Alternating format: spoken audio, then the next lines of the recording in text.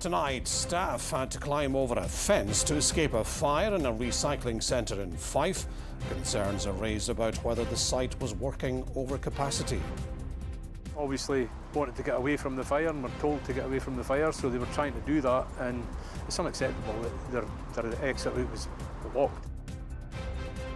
Also tonight, after a difficult week for the Prime Minister, we have the latest from Westminster as senior Labour figures back Andy Burnham's potential return to the Commons. Confirmation a small number of people in Scotland have potentially had contact with Hantavirus, according to Public Health Scotland. And in sport, we have the latest from both camps as Hearts and Celtic square up for a title showdown tomorrow. Good evening, I'm Norman MacLeod and this is the STV News at 6, live from Aberdeen.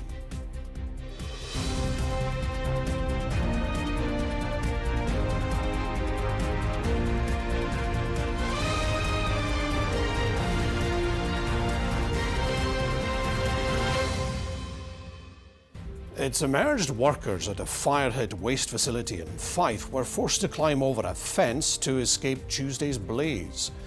Unions have told STV News that staff at the Lower Melville Wood site near Ladybank were faced with a locked gate when trying to get out. They're asking for urgent talks with operators Sirico and Fife Council, which owns the site. Callum Clark has the story. Approaching this Fife recycling centre, thick smoke still hangs in the air.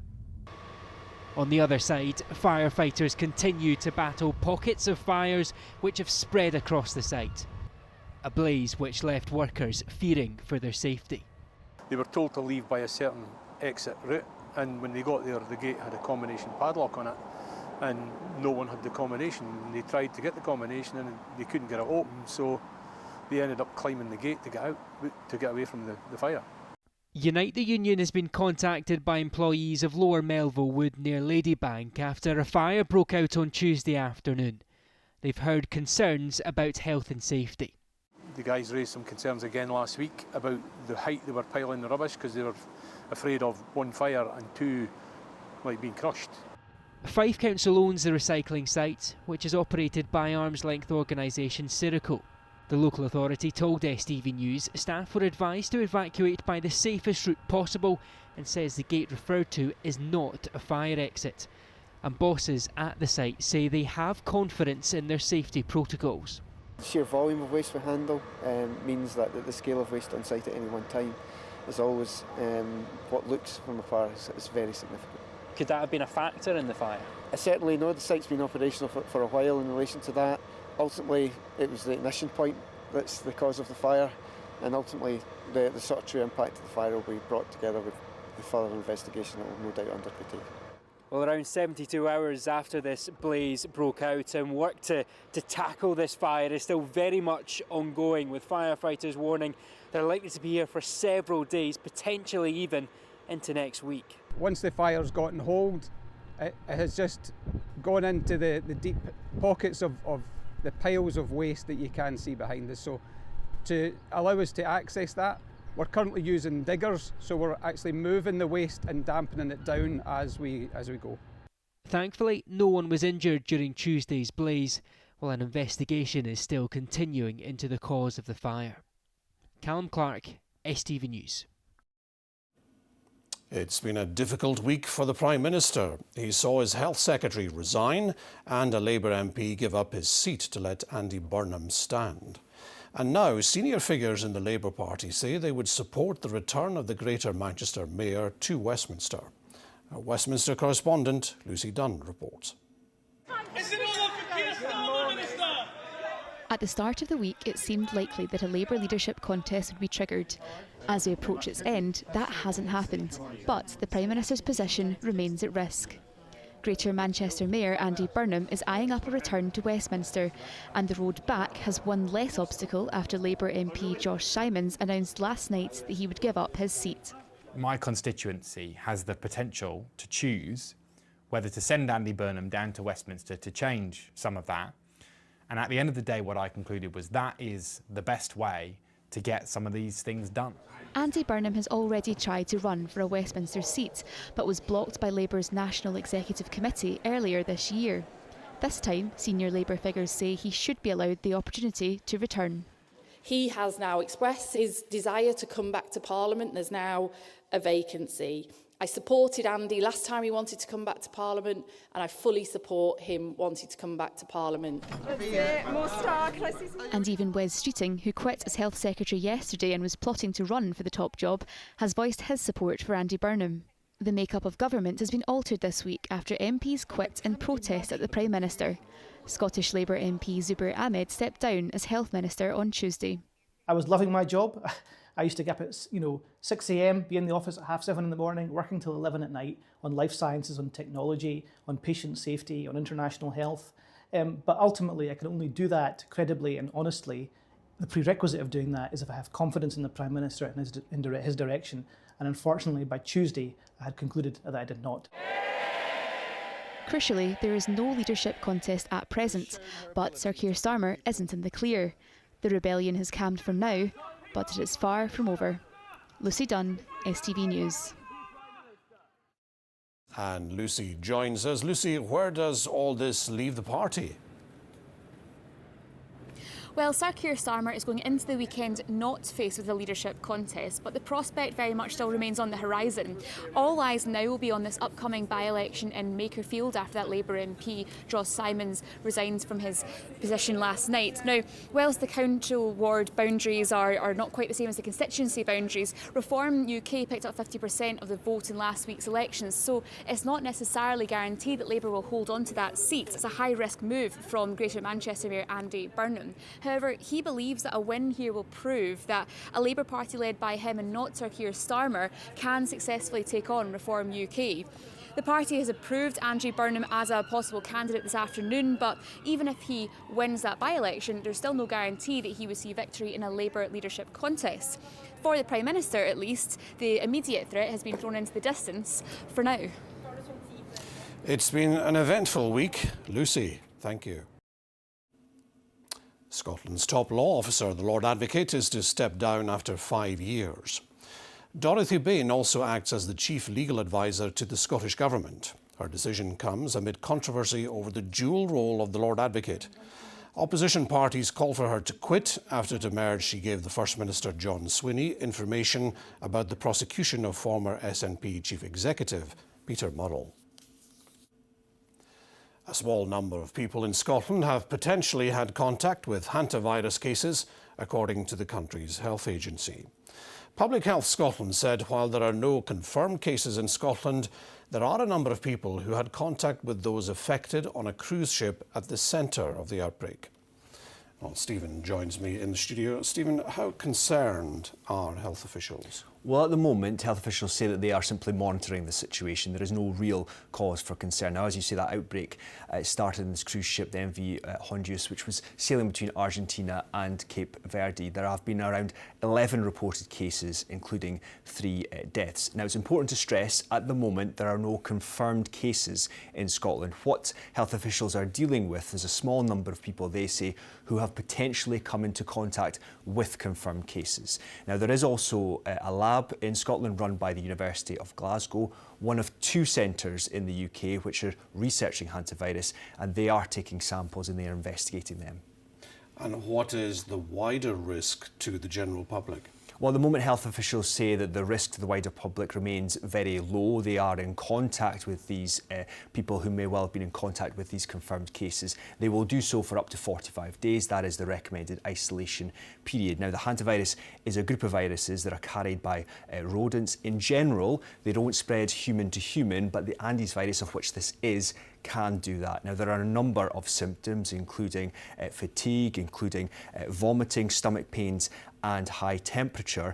Currently, there is no treatment, there is no vaccine. But as I say, there is also no confirmed known cases at the moment in Scotland, and the risk to the wider public remains very low. Good to hear. Stephen, thank you. Animal charities say the way criminals are recorded must be changed in order to prevent more animals suffering. The Scottish SPCA is leading the campaign calling on the Scottish Government to create a national database to track those with an animal ban. Here's Hayley Bomma. Every year, the World Horse Welfare help rescue dozens of animals across Scotland. They're just one of the charities calling for a change in the way those with an animal cruelty conviction or a ban are monitored by creating a centralised database. This little old man is called Shaba, and he's actually up for rehoming today. He's going to a new home today. He actually came to us about 1.5 years, 2 years ago from a pretty bad welfare case in the central belt of Scotland, and he was one of the lucky ones. And the person that was involved in it, they'd had problems all over Scotland. So a kind of register would definitely help pick up these kind of people a lot quicker. It's definitely increased since I started working with animal welfare. And there's definitely been a lot more cases where people have moved from south to north. It's sad as well for the animals. Someone that's had a ban, if it's not been enforced, then it's a letdown for the whole system. The Scottish SPCA are leading on the proposals. They say cases with repeat offenders are too common. These pigs were taken away from a woman in Old Meldrum last year who had previous convictions and a ban from keeping animals. Gillian Moyer was handed another 10-year animal ban. It's not that we don't have laws to ban people from doing this, it's that there is no centralised, kind of easily searchable national system that relevant agencies can all see, monitor and help enforce these bans consistently. The current system is relying far too heavily on breaches being reported, remembered, or that somebody else essentially reports them. In England, there have been similar calls from the RSPCA. The hope being systems UK-wide could track criminals who move around the country. It would definitely highlight serial offenders that can't just pack up and move to another country and start up again. The Scottish Government say they're happy with the current legislation, whilst those in Westminster say they're looking at their current strategies. But as their caseloads rise, animal charities warn changes are needed sooner rather than later. Hayley Bama, STV News. Retail sales in Scotland have fallen for the second month, and there's a warning that more support is needed for businesses as the conflict in the Middle East continues. Shop owners are being hit with a lack of footfall. Reem Sattar spoke to local businesses in Aberdeen. The war in Iran has had far-reaching consequences. The conflict has sent energy bills soaring and increased the price we pay at the pumps for fuel. Even retail has struggled. So what are some of the challenges that you're facing at the moment? I would say one of the biggest challenges is that we've noticed a decrease of footfall within the city centre. Lauren runs clothing business Lolo & Co, but they've been struggling to get people through their doors in recent weeks as consumers struggle with rising costs. It's really just trying to get people to come into the city centre because they have to, otherwise businesses won't survive. We have noticed a decrease of footfall within the city centre, but again, we just have to keep trying. We definitely think of different ways to try and take people into the city centre. All us local businesses try and do stuff together. Figures from the Scottish Retail Consortium today suggest total sales fell by 1.2% in April, compared with the same month last year. Meanwhile, food sales took the biggest hit, plunging by 4%. We're obviously seeing higher prices at the petrol pump, and people are also paying out more in council tax and water bills over the last couple of months as well. And that's a concern going into the next few months, given the fact that retailers themselves are having to face a number of cost increases as well. COVID may have been 6 years ago, but here at Contour Cafe, they're still recovering. They're not only having to deal with increased costs, but also decreased footfall because of ongoing construction nearby. It's difficult. It's something that I've always struggled to do is put the prices up, but just certainly in the last few years, it's been you've got no option to do it. Peppers, for example, were £1.70 for a pack of 3. Last week they were £1.99. We used to have suppliers that we would go to for a lot of stuff, and now it's like you're shopping around, you're getting in the car yourself, you're going out trying to find where the cheapest stuff is. With no real end in sight to the conflict in the Middle East, concern continues to grow for the future as businesses and consumers struggle to make ends meet. Reem Sattar, STV News. Police are appealing for information in a bid to trace a 64-year-old woman missing from St Andrews. Grace Thompson was last seen around 7:45 this morning passing the Scottish Oceans Institute in the East Sands area of the town, heading towards the Fife coastal path. Grace is described as around 5 feet in height, of stocky build with short greying brown hair. She was last seen wearing a light grey jacket, black shorts and white trainers. Police say her disappearance is out of character. A little girl from Dundee who set up her own library has grand plans to expand the service now that it's been granted charitable status. 6-year-old Ruby Jameson created Ruby's reading room in a makeshift caravan last year. It's now found a new and somewhat unusual home at the city's North End Junior football ground. The goal is to entertain young fans on match days and encourage a passion for reading. We've been open for about 5 or 6 match days, and each one it's been standing room only at times, and it's great to see just the young people coming in and using the facility, playing, colouring in, reading, and then just going home with a couple of books under their arm. It's been great. I meet new friends and we can share books together, and one time we were playing bookstore. There's a wee window in the cupboard and you can look out it and you can give people books. Popular with the players? Yes, because their children have been using it as well. So their families are coming up and they're obviously using it too. So yeah, it has been all round very popular. And opposing fans have said, like, that's great and what a great idea and whatnot. It's just an unusual thing to have by the side of a football pitch. It's been such a good success, so we want to keep it here for as long as possible and grow on it really. And hopefully it takes off elsewhere too, because it's good for the communities. It's crunch weekend in the Premiership with the latest and the rest of the sport. Here's Chris.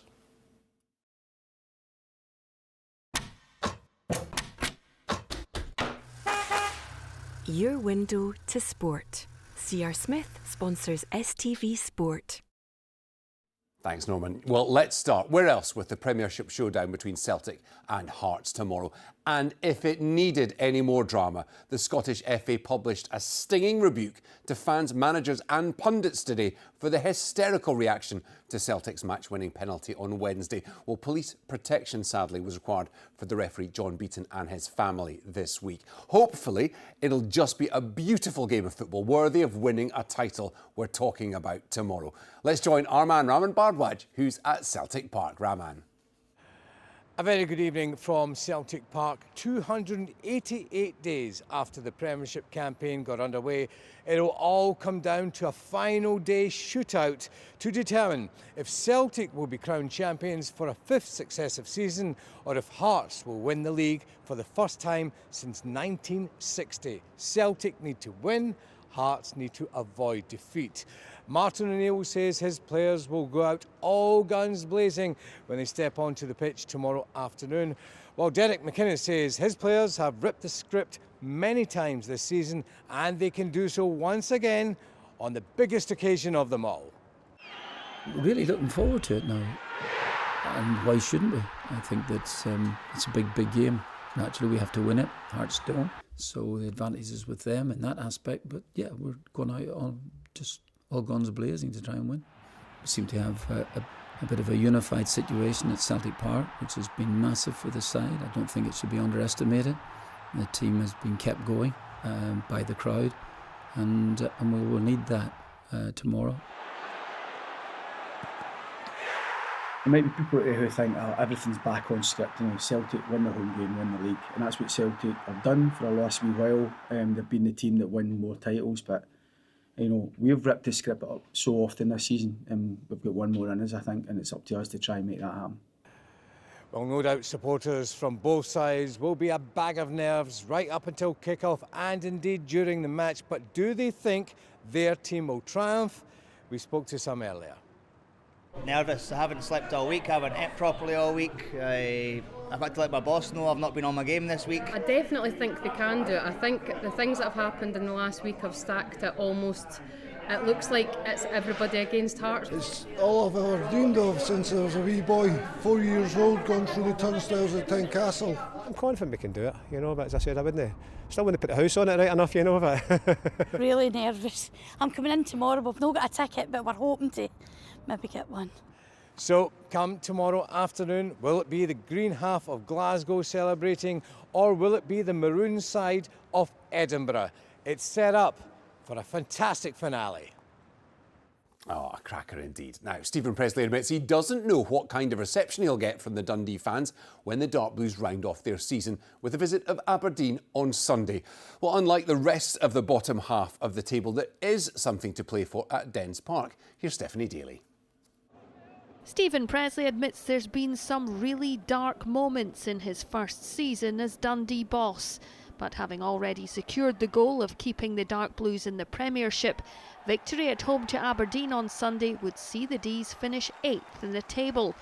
Not a popular appointment amongst the Dens Park support when he took over last June, but what kind of reception is Presley expecting when he signs off for the summer? I don't know. I genuinely don't know. What I would say is I think we've got a very authentic relationship. It's a real relationship. I understand the relationship between the supporters and a head coach. And generally that relationship is, if I win some games, they like me. If I don't win games, they don't like me. And it's real. You know, I don't try to pretend, I never will. I appreciate how much this football club means to them. And that's why I work as hard as I do. But I think that the actual relationship between myself and the supporters is very much an authentic one. Aberdeen round off a miserable season by their standards, with the reality of it getting slightly worse should Dundee leapfrog the Dons into 8th. Stephen Robinson expects to rotate some of his fringe players in for one last look before making final decisions on their future. Stephen changed a lot of things for the game the other night. I'm sure he'll go as strong as he possibly can in the final home game. And yeah, we're the same, but we want to finish as high up the league as possible. You know, I've said it before, you're representing Aberdeen. Every time you put the shirt on, it should be a big game. And you know, whether it's on winning the league or whether it's a relegation battle, it should be exactly the same in the mindset, and that has to be the common theme going forward. The Dons will be without Emma Gyamfi for the trip to Dens, while Kevin Nisbet is also a doubt. Stephanie Daly, STV Sport. Well, Dundee United head to Kilmarnock to take part in the final game on that dreadful Rugby Park plastic pitch before it's ripped up next week. Thank you. The Tangerines player were mentally midway to their summer holidays in the goalless draw with Livingston, but United manager Jim Goodwin is demanding one final effort. You know, the game is a bit of a dead rubber for both teams, but at the same time we want to finish the season with a win. You know, we defended well the other night against Livingston, managed to keep a clean sheet off the back of two really poor performances against Aberdeen and Kilmarnock, and you know, we would like to build on that, but obviously go and score some goals at the other end ourselves and send the supporters home happy. Well, the biggest game of the weekend, involving a North team at least, is at Meadowbank Stadium in the capital, where Highland League champions Brora Rangers stand just 90 minutes away from a historic promotion to the SPFL. Well, the first leg finished a goal apiece between the Sutherland side and League 2 basement boys Edinburgh City, and Catac's manager Stephen Mackay says they're determined to win through this time. It's huge. I mean, it's arguably one of, if not the biggest game in the club's history. So it's a fantastic moment for the players to go and achieve something that's never been done before. But I think it's all the unsung heroes that we want to do this for. Really, there's people that have been dedicated to this football club for 20, 30, even 40 years that have given so much of their time and energy into the club. So we'd like to do it for them. We'd like to do it for our fans, and I'd be really pleased for the players to let us say, do something that's never been done before. 300 fans going down to that game. The very best of luck.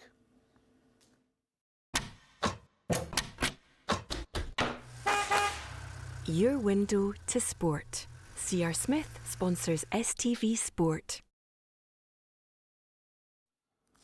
Well, it's been a week of changeable weather and cool as well. Sean, how's it looking for the weekend? A hint of something warmer maybe next week? Yeah, that's right. That's why the big thermometer's behind me, because we have a huge swing coming at the moment. It's really all or nothing. We're way below average. No surprise, is it? But then look at this next week. We climb up this big mountain so that by this time next week, some parts of the country could be possibly reaching the mid-20s. So a big change on the way.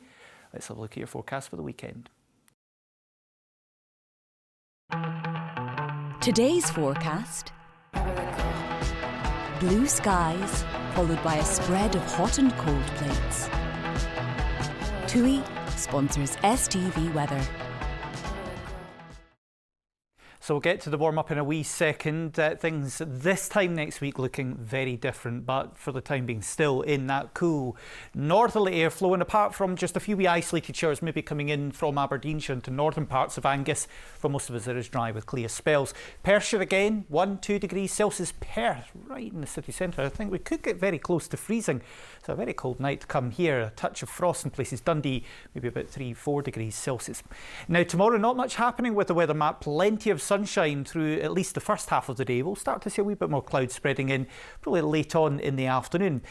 Now, let's have a look at your afternoon temperatures for tomorrow. We're 12-13 degrees Celsius. Not overly exciting for May, but the caveat, I say all the time at this time of year, is doesn't really matter too much, but the air temperature, sun is so strong now that if you're in the sunshine, it will feel pleasant. Remember your suntan lotion though. It seems weird saying that when it's 12-13, but yes, you still need it. UV levels are high. Now on Sunday, sunshine and showers, and I've popped some dark clouds on there because some of the showers will be heavy. Small risk of some rumbles of thunder. The whole of Europe in much cooler air just now.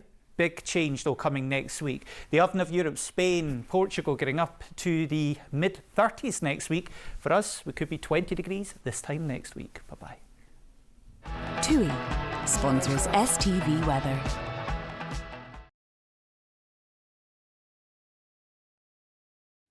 That's the way it looks this evening. Join me again at 10:30. Have a good evening.